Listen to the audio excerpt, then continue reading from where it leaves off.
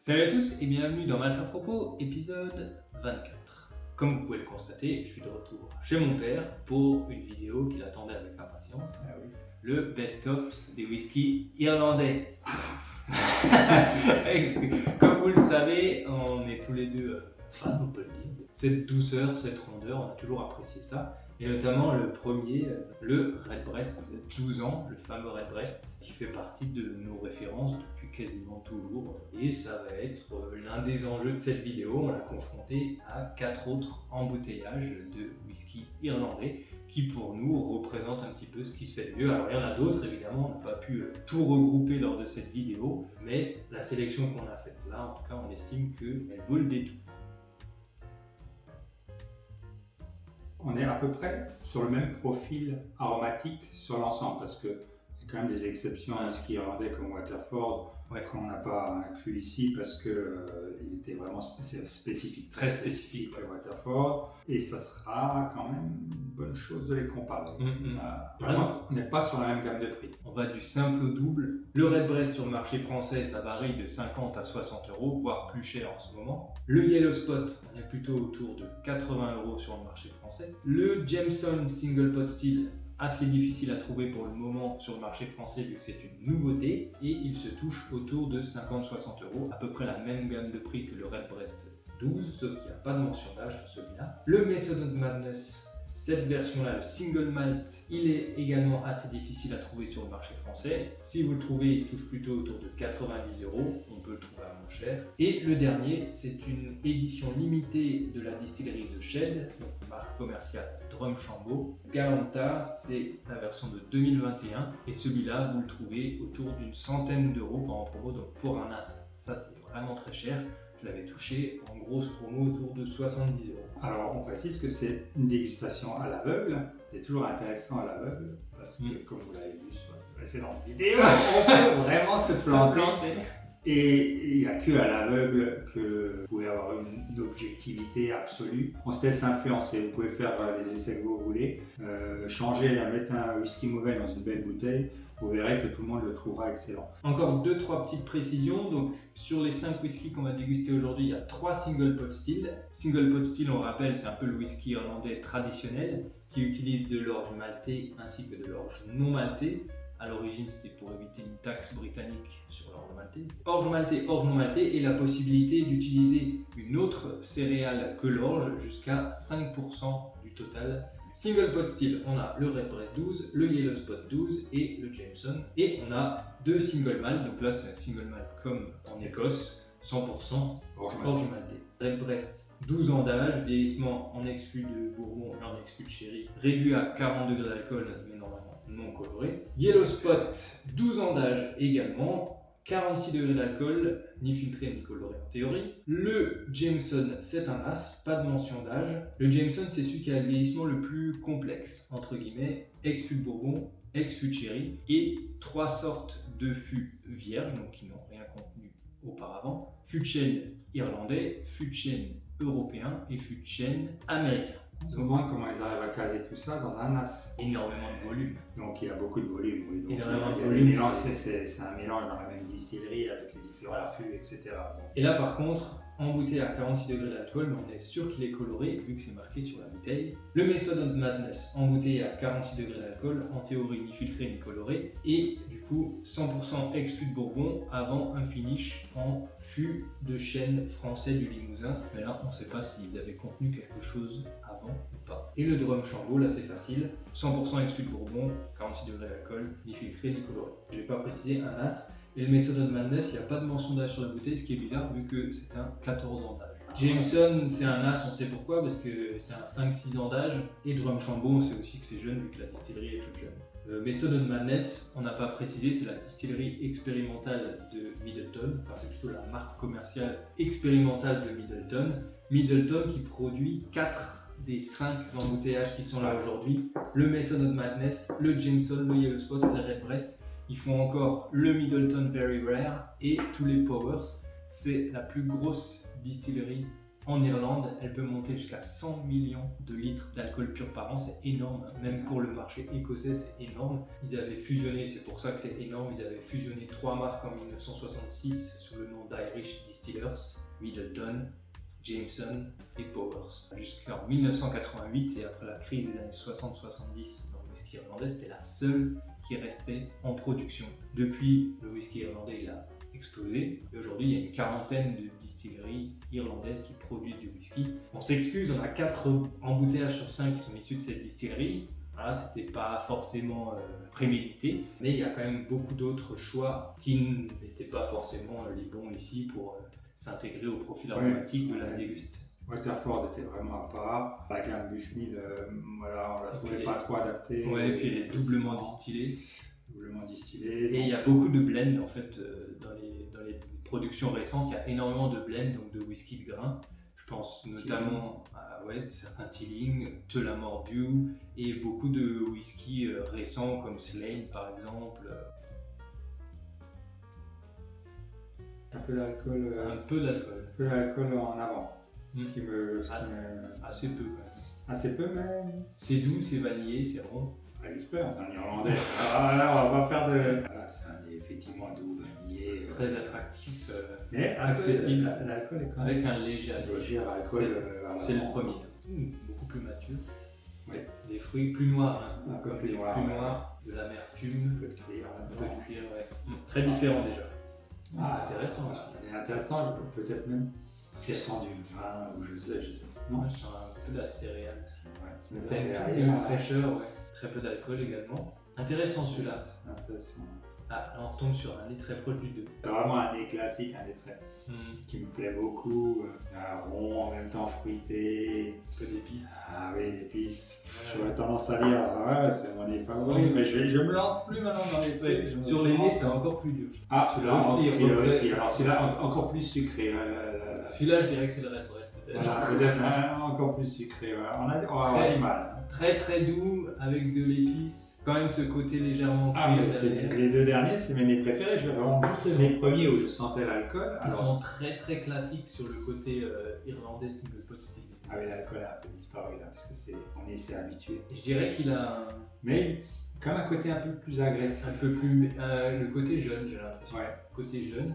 Et derrière se font exactement comme le 4 et 5. En tout cas, ça s'annonce sympathique. Sympathique et difficile, parce que.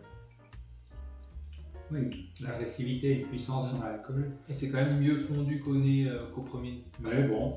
Classique sur le single pot style, j'ai l'impression. Vanillé. Oui, alors l'irlandais, effectivement. L'irlandais classique. Classique. Un peu déçu dans l'intensité. La complexité. Et dans la complexité des arômes, un peu déçu là-dessus. Et même sur la longueur, il s'évanouit avec de l'alcool. S'évanouit assez rapidement. Ouais. Classique sans plus. Voilà. On a un côté rond, un côté mielé, un petit côté épicé, voilà, là, on est sur le. Voilà. Je mettrais bien une petite pièce Jameson. Sur le Jameson. Parce qu'on est sur un classique. On le connaît pas, mais on sent.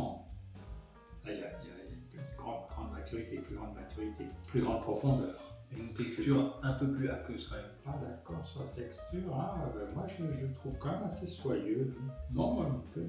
Il se passe plus de choses en bouche. Ah oui. Il y a plus d'épices. Il titille la langue. C'est assez sympa. Il est sympa celui-là. Mais je pense pas que ce soit un single pot style. Totalement différent. Le 3 est à mettre à part des 2 premiers. Avec un bon final.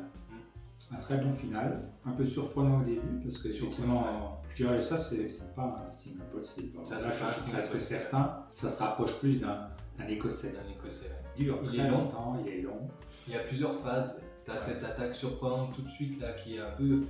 C'est dur à décrire, c'est pas sucré. Mais ça surprend parce qu'on est dans un profil déjà qui était plus sucré au départ. Ouais, c'est frais, c'est vert. Et en même temps, tu as ce fruité qui te dure plus longtemps. Ouais. Moins long en bouche. Moins long en bouche, même s'il a une puissance correcte. Il est bien. Je pense pas que ce soit le Red Breast, mais il a ce point commun avec le Red Breast, c'est ce panier d'épices là. C'est juste adoré chez Red Breast qui reste sur le bout de la langue. Et une attaque très classique sur le single pot style avec de la douceur, du miel, de la vanille et ensuite ce côté épicé. Effectivement, il dure pas très longtemps. Enfin, moins que le troisième. Moins que le troisième. Le troisième, c'est celui qui est le plus particulier, le plus atypique. Ouais, ça se sentait déjà au nez. il manque un peu de puissance. Et malheureusement, Ça, un peu à queue. C'est toujours ce qu'on reproche au Redbreast. Mais par contre, il y a cette longueur. Ah ouais, cette pointe d'épices, ce un petit velours qui enrobe tout ça. C'est très bien équilibré en fait. Très bien équilibré. Il manque un peu la puissance, toujours pareil. On reviendra toujours au même truc. C'est ça. Après, voilà, je ne lance plus. Non, si, je suis d'accord. Mais pour moi, c'est le Redbreast aussi. Je te rejoins, pour moi, c'est le Redbreast. Et il y a effectivement ce souci, parce que s'il le faisait à 46 degrés d'alcool. Mais je le fond. Il est à 21 ans d'âge. Ouais, voilà. À 200 €, mais bon. Oui, et puis ils le font en casse 5, mais là, il n'est pas à 46, il est à 56. Donc c'est toujours un poil énervant. Oui, il manque cette puissance, il y a cette phase un peu aqueuse en milieu de bouche. Il manque de la tonicité et la longueur reste là. Comme ça, d'instinct, je dirais 1. Jameson, 2. Method Madness, 3. Drumshanbo, 4. Yellow Spot, 5. Redbreast. Moi, je suis juste sur le 1, éventuellement le Jameson peut-être, et encore. Le Redbreast, oui, je valide le 5, après les autres. C'est effectivement au niveau du profil aromatique le plus basique, je trouve. Pas parce qu'il est mauvais, mais parce qu'il s'est le plus standard, plus jeune peut-être aussi. Tout petit peu agressif sur la langue, il ne se prolonge pas trop. Mais c'est un mauvais whisky. Toi, tu disais le 2, ce serait Il a un fruité, effectivement, qui fait plus penser à un single malt qu'à un single pot still. Il a une maturité, on l'a déjà dit tout de suite, maturité supplémentaire. Donc si tu te dis qu'il a 14 ans en théorie, la maturité est là. Il est bon, il est assez complexe en bouche. Il est complexe. C'est assez dur à décrire, c'est en même temps jeune sur un petit côté vert. Le 3, c'est celui le plus particulier, très vanille. Alors là, la vanille, elle est au nez, j'entends au nez. Oui, c'est celui qui est le plus atypique des 5, qui se rapproche le plus d'un bon écossais. Il a une complexité, une longueur en bouche qui est pour un as très jeune. Donc si on suit ton raisonnement, ça c'est le Yellow Spot. Ouais. C'est possible. Très bon aussi. Excellent même, je dirais. Plus mature que le Redbreast. Ça lui apporte une profondeur et un fruité intéressant. Et il a la puissance pour soutenir tout ça. Il a une longueur et une puissance qui est là pour tenir longtemps. Et derrière, si ça c'est vraiment le Redbreast en 5e position, forcément il en pâtit. Après au niveau du profil aromatique, je suis pas loin de préférer le Redbreast. Plus doux avec des épices qui ressortent un peu moins noires, mais c'est comme tu as dit, il a la puissance alcoolique pour soutenir en fait, la complexité du profil aromatique. Ah ouais, le Redbreast derrière, là, tu le reprends derrière. Ah, il a ce côté aqueux. Alors après, bien sûr, il compense parce qu'il a cette puissance aromatique. Ouais, c'est dommage, là tu le sens. Quand tu le prends seul, t'as pas cette. Non, on n'a pas cet effet. Cet effet vraiment, mais qui arrive assez vite en plus. Qui arrive très vite. Mais après, il se rattrape. Parce qu'il il reste très long, il remonte et il persiste en bouche. Donc, mais quand tu le prends seul, t'as pas cette sensation juste en milieu de bouche. Il a un côté baisse qui remonte après parce qu'on dit on va le rattraper. Derrière le Yellow Spot, t'as tout de suite ce côté déceptif là qui arrive. Ça va être très dur à classer tout ça. J'avoue que c'est dur. Non, c'est pas facile à classer. Mais effectivement, le 1 étant le plus plat. Moi je dirais plat. Le plus plat, voilà, oui, le plus plat. Ce qui est vraiment paradoxal parce que du coup, c'est celui qui se targue, c'est marqué en gros là, 5-0 cask release, donc 5 types de fûts. C'est aussi celui qui est le moins fondu. Oui. On a l'alcool d'un côté, le profil aromatique de l'autre. C'est le moins fondu de tous. Ouais, tout à fait. C'est ce qu'on peut lui reprocher en principe. Alors que son profil aromatique est correct. Oui, c'est très bon, hein, c'est un classique irlandais. À voir s'il s'améliore avec les années. Parce que là c'est un as, c'est la première édition, c'est une nouveauté. J'ai repris le 2, alors oui, je maintiens que c'est le plus mature. Donc effectivement, on peut aller sur Method Madness. Il n'a pas la complexité aromatique des derniers. Il n'a pas l'explosion. C'est pas l'explosion, c'est l'amplitude aromatique. L'amplitude du profil aromatique. C'est pas un whisky qui va recouvrir tout le palais avec des arômes d'épices. Par contre, il a la finesse, il a la maturité. La maturité, c'est le plus mature de tous. Il a la longueur en bouche aussi. La pureté du distillat, t'as pas de sucrosité du sherry, t'as quelque chose de frais, d'engageant, d'un peu. Oui, il y a même ce côté acidulé, un peu de bonbon acidulé. Et j'ai tendance à mettre en avant parce que oui, il sort de l'eau. C'est le plus atypique. Et il est très bon en plus. On va pas tergiverser, je pense qu'on a fait le tour. Ouais. Moi, je reste sur mon identification que j'ai donnée à la fin du premier round de dégustation. Whisky 1, Jameson. Whisky 2, Mason & Madness. Whisky 3, Rochambeau. Whisky 4, Yellow Spot. Whisky 5, Redbreast. Et plus dur, classement. Donc 5e, moi je sais déjà que c'est le 1. Oui, le 1 5e, mais Sans démériter. sans démériter. Allez, on essaye quand même. Non, écoute, c'est dur. Alors, je mets le 3 en avant parce que c'est le plus atypique. C'est un très bon whisky, mais là, dans la dégustation, j'avoue que effectivement la faiblesse du 5 aurait tendance à le mettre en arrière. C'est un peu dur à dire, mais oui, d'habitude, Redbreast c'était ma référence.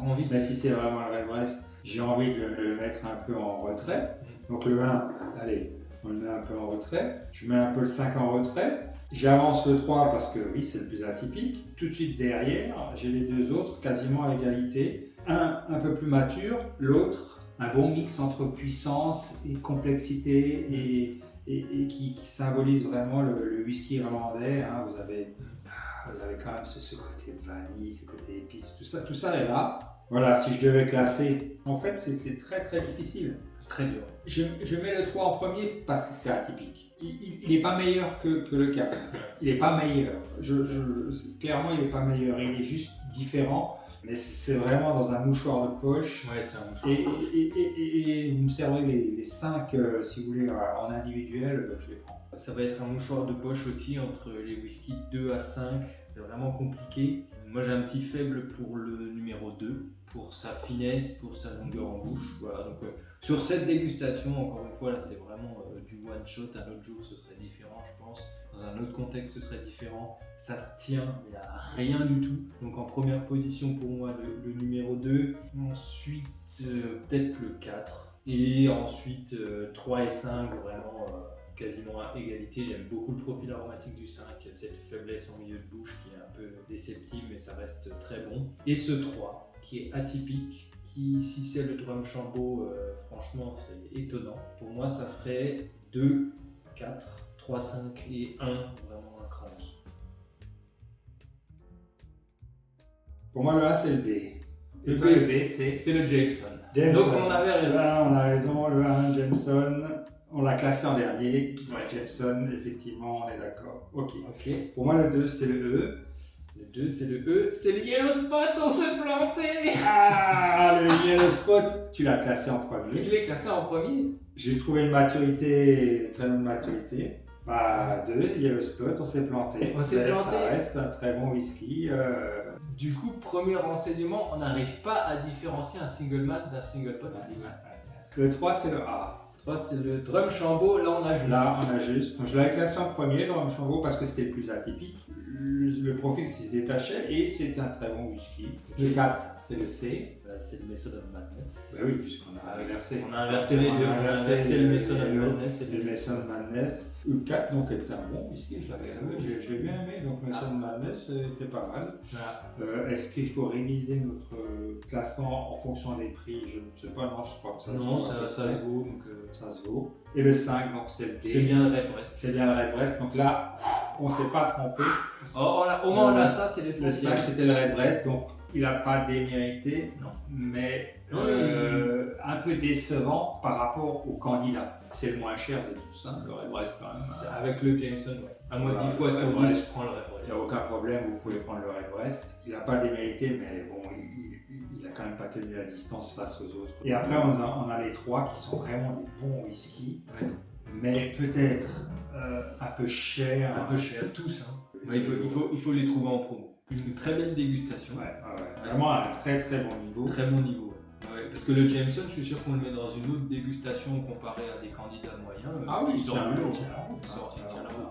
Il n'y a pas de tourbé, alors bien sûr, on n'est pas sur du tourbé. La dernière d'aussi bien qu'on avait fait, c'était peut-être ensemble, en tout cas, c'était peut-être les 10 ans. Les 10 ans. Les 10 ans étaient très bien parce qu'il y avait belle remarque, il y avait Il me semble que tu prévois à 12 ans, ça sera d'un bon niveau aussi. Ouais, le 12 ans, ça va être 12 ans, il sera intéressant. Restez connectés. Voilà, du coup, c'est la fin de cette dégustation. J'espère que vous avez encore apprécié cette vidéo sur Interpropos. C'était très instructif, encore une fois. Donc, j'espère que vous avez encore appris 2-3 petites choses dans cette vidéo. Comme dire, restez connectés, il y a encore du livre qui arrive sur Malte à propos, pas mal de vidéos, des best-of et autres. Et bien sûr, en attendant, le plus important, portez-vous bien. Ciao. Ciao.